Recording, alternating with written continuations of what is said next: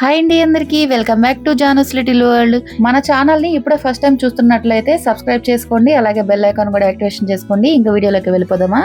ఇప్పుడైతే house cleaning అనేది పెట్టుకున్నాను అనమాట. ఎందుకంటే క్రిస్మస్ కే యాక్చువల్లీ చేయాలి, కానీ నాకు అప్పుడు కుదరలేదు. టైం అనేది అస్సలు సెట్ అవ్వలేదండి. ఈ డిసెంబర్ మంత్ వస్తే నాకు ఇంట్లో పనుల కన్నా బయట ఊర్లు తిరగడం గానీ, మీటింగ్స్ అటెండ్ అవ్వడం గానీ, ఇలా బయట పనులు ఎక్కువైపోతాయి. సో నాకు అందుకని నేను ఈ క్లీనింగ్ వీడియో క్రిస్మస్ కి చేయలేకపోయాను. ఎలాగో క్రిస్మస్ కి చేయలేదు కదా, క్రిస్మస్ అయితే అయిపోయింది. ఇంకా నెక్స్ట్ న్యూ ఇయర్ అయితే ఉంది కదా, న్యూ ఇయర్ కి అయినా మనం ఇంటిని క్లీన్ చేసి పెట్టుకుందాం అని చెప్పేసి ఈ రోజు అయితే హౌస్ క్లీనింగ్ స్టార్ట్ చేశాను. నాకైతే మధ్యలో నా హౌస్ క్లీనింగ్ ఏమో గానీ, మా బుడ్డది మాత్రం భలే ఏడిపిస్తుంది. మధ్యలో చాలా చిరాకు పెట్టేస్తుంది, ఆటలాడిస్తుంది, నా పనిని బాగా డిస్టర్బ్ చేస్తుంది. మా అమ్మాయికి తోడు వాళ్ళ డాడీ, వీళ్ళిద్దరూ కలిసి నన్ను అసలు డైలీ ఫుల్ గా ఏడిపిస్తారు. నాకు ఇంట్లో సపోర్ట్ అయితే ప్రస్తుతానికి ఎవరు లేదు. ఒక్కడైతే హాస్టల్లో ఉన్నాడు. వాడొచ్చినప్పుడు వీళ్ళిద్దరి పని చెప్పాలి. ఇదైతే గుర్తు పెట్టుకుంటా. నాకు ఎంత ఏడిపిచ్చారో వీళ్ళిద్దరికి మా అబ్బాయి రాగానే తిరిగి ఇచ్చేస్తాం అనమాట ఇద్దరం కలిసి. సో క్లీనింగ్ ప్రాసెస్ కి వస్తే ఫస్ట్ అయితే షెల్ఫ్స్ అన్ని క్లీన్ చేస్తాను. నాకు పెద్దగా సామాన్లు అయితే ఏం లేవు. నేను స్టోరేజ్ సామాన్ అయితే ఎక్కువ కొనుక్కోనండి. ఇంకా డైలీ యూజ్ చేసేవైతే తప్పదు కాబట్టి అవి కొంటాను. గానీ నాకు ఎందుకో ఈ స్టీల్ సామాన్ మీద అంత ఇంట్రెస్ట్ ఉండదు. ఇంట్లో సామాన్లు లేకుండా ఎందుకు అన్ని షెల్ఫ్లు పెట్టుకున్నావు అక్క అంటారా? నేను చెప్తానే ఉన్నానండి మా వారికి, ఇల్లు కట్టించేటప్పుడు అన్ని షెల్ఫ్స్ ఎందుకండి, మనకి ఎక్కువ సామాన్లు లేవు కదా, కొన్ని చాలే అంటే, ఇప్పుడంటే సామాన్లు లేవు గానీ తర్వాత అయితే కొనుక్కోవా ఏంటి, ముందు జాగ్రత్తతో కట్టిస్తున్నా అని చెప్పి ఇంటి నిండా షెల్ఫ్లు కట్టించేశాడు.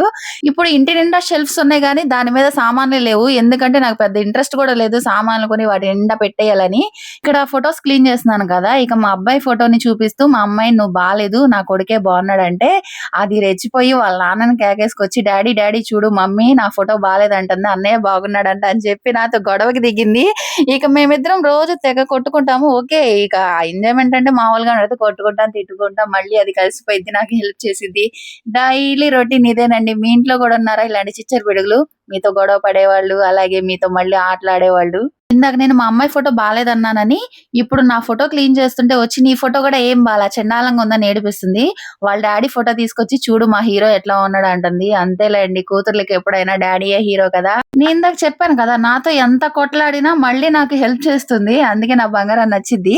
నేను అంత కష్టపడుతుంటే వాళ్ళ డాడీని కేకేపిచ్చి పైన సామాన్లన్నీ దింపిచ్చేసింది. అలాగే నాకైతే మంచిగా ఇలా కొంచెం హెల్ప్ చేస్తుంది. దానికి చేతనైన పనే చేస్తుంది.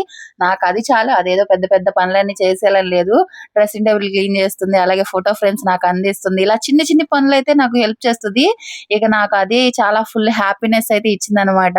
నాకు ఎప్పుడు హౌస్ క్లీనర్ లో మా బుడ్డది మాత్రం భలే హెల్ప్ చేసిద్దండి.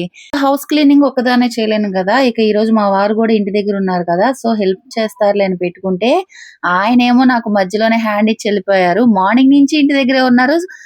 ఇప్పుడేమో నాకు ఒక ట్విస్ట్ ఇచ్చారనమాట. ట్రిప్ వచ్చింది, నేను వెళ్ళిపోతున్నా బాయ్ అని చెప్పేసి వెళ్ళిపోయారు. ఒప్పుకున్న పెళ్లికి వాయించక తప్పదు కదా, నాకైతే తప్పలేదు. అలాగే ఇంటి క్లీనింగ్ అయితే పూర్తి చేస్తాకి ట్రై చేశాను. ఓకే, ఫస్ట్ హాఫ్ అయితే హెల్ప్ చేశారు, సెకండ్ హాఫ్ వచ్చేసరికి మా ఆయన హ్యాండ్ ఇచ్చేశారు. నేను హౌస్ క్లీనింగ్ చేస్తాను, నాకు కొంచెం హెల్ప్ చేయండి అని చెప్పి మా వారితో అంటే ఆయన అంటారు, నీకేమన్నా మెంటలా ఏంటి, ఇంట్లోకి వచ్చి 4 నెలలు కూడా అవ్వలేదు, అప్పుడే నీకు ఇంట్లో డస్ట్ ఏం కనబడింది అని చెప్పేసి నా మీద కోప్పడ్డాడు. కానీ అండి వీక్లీ వీక్లీ నేను హౌస్ క్లీనింగ్ చేస్తాను, డీప్ క్లీనింగ్ పెట్టుకున్నాను. అయినా సరే ఈ డస్ట్ ఎక్కడి నుంచి వస్తుందో అర్థం కాలేదండి. ఈ రోజు అసలు ఇంత డస్ట్ ఉంటదా అనిపించింది. మీరు చెప్పండి, 4 మంత్స్ లో ఇంట్లోకి డస్ట్ అనేది వచ్చేస్తుందా? నేను మీకు చూపిస్తాను వీడియోలో, లాస్ట్ లో ఉంటది అది ఎంత డస్ట్ అనేది, అది ఎక్కడ దాక్కుందో. నేను హౌస్ క్లీనింగ్ చేసేటప్పుడు నా కంటికి ఎందుకు కనపడలేదో అర్థం కాలేదు.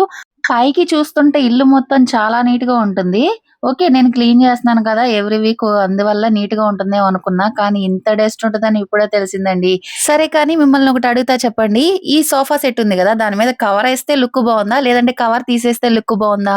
సోఫా పాడైద్దని చెప్పి సోఫా కవర్ అయితే గబగబా ఆర్డర్ పెట్టేసా, గానీ అది వచ్చిన కాడి నుంచి వేసాను. ఓకే, కానీ ఇది బాగుందా, లుక్ ఎలా ఉందని చెప్పి మా అమ్మాయిని అడుగుతున్నాను, మా వారిని అడుగుతున్నాను, ఇంటికి ఎవరైనా వస్తే మా అమ్మ గాని మా అన్నయ్య గాని వీళ్ళు ఎవరైనా వస్తే అడుగుతాను. సో ఓకే, బానే ఉంది కదా, ఏమైంది అంటారు. కానీ నాకు ఎందుకో కొంచెం డల్ గా ఉంది.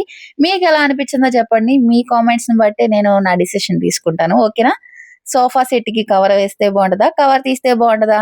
నాకు కామెంట్ చేయండి ప్లీజ్. ఇక మొత్తం పైన క్లీనింగ్ అయితే అయిపోయింది. ఇప్పుడు మంచం కింద క్లీనింగ్ అయితే స్టార్ట్ చేశాను. చూసారా, మాకు మంచం కిందకి డైలీ క్లీన్ చేయడం కుదరదండి. ఎందుకంటే ఇక్కడ కబోర్డ్ వచ్చేసింది. ఆ కబోర్డ్ ఎందుకంటే దిండులు గాని దుప్పట్లు గాని దాంట్లో స్టోర్ చేసుకోవడానికి. నాకు పెద్దగా సామాన్లే ఇంట్లో ఎక్కువ ఉండవు. ఇంకా దుప్పట్లు అవి కూడా ఎక్కువ నేను పెట్టుకోను. సరిపడా అయితే పెట్టుకుంటాను. ఇక నా దగ్గర ఉన్న బెడ్ షీట్స్ కైతే అంత పెద్ద కబోర్డ్ అయితే అవసరం లేదు. ఇక అదంతా ఖాళీగానే ఉంది. ఇక దానికి ఏదైనా ఖాళీగా ఉంటే మనం ఊరుకోం కదా! దాన్నైతే ఎలాగోలా వాడేస్తాము. మేము సంవత్సరానికి సరిపడా రైస్ బ్యాగ్స్ అయితే ఒకేసారి వేయించుకుంటాము. డైరెక్ట్‌గా పొలంలో మాట్లాడితే వాళ్ళే మాకు ఆడించి చక్కగా ఒకేసారి వేస్తారనమాట. నెల నెల అయితే కొనుక్కోము. బయటైతే సర్ది పెట్టాను ఒక చోట. వాటిని సర్దిన తర్వాత కూడా ఇంకా ఎగస్ట్రా ఉన్నాయి. ఇక మిగిలిన వాటిని ఎక్కడ పెట్టాలో తెలియక ఈ కబోర్డ్‌లో అయితే ఖాళీగా ఉందని చెప్పి మంచం కింద దాంట్లో తోసేసాననమాట. ఇక ఏదైనా ఖాళీగా ఉంటే ఎట్లా చెప్పండి? ఎలాగోలా దాన్ని యూజ్ చేసేయాలి కదా! నేనైతే ఇలా యూజ్ చేశాను.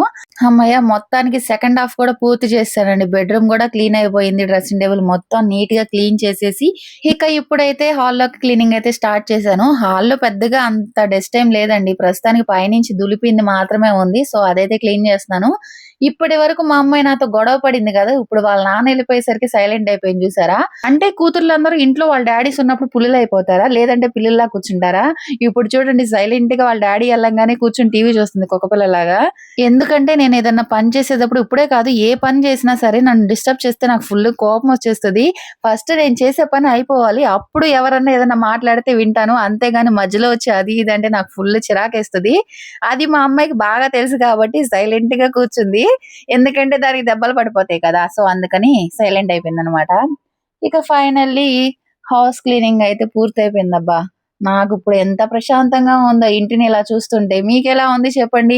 ఇక్కడ మీకొక డౌట్ రావచ్చు. ఇల్లంతా క్లీన్ చేసి దులిపావు, బూజంతా క్లీన్ చేసావు. ఓకే. బానే ఉంది. ఇక మాప్ ఎందుకు పెట్టలేదు అని అనుకుంటున్నారా? ఆ క్లిప్ అయితే మిస్ అయిపోయిందండి. నేను మాప్ పెట్టిన తర్వాతే వీడియో తీస్తున్నాను. ఇక రేపైతే డోర్ కర్టెన్స్, బెడ్ షీట్స్ ఇయన్నీ వాష్ చేయాలి. ఇక ఆ ఒక్క పనైతే మిగిలుంది. ఇంక నా వీడియో మీకు నచ్చితే లైక్ చేయండి, షేర్ చేయండి, అలాగే సబ్స్క్రైబ్ చేసుకోండబ్బా!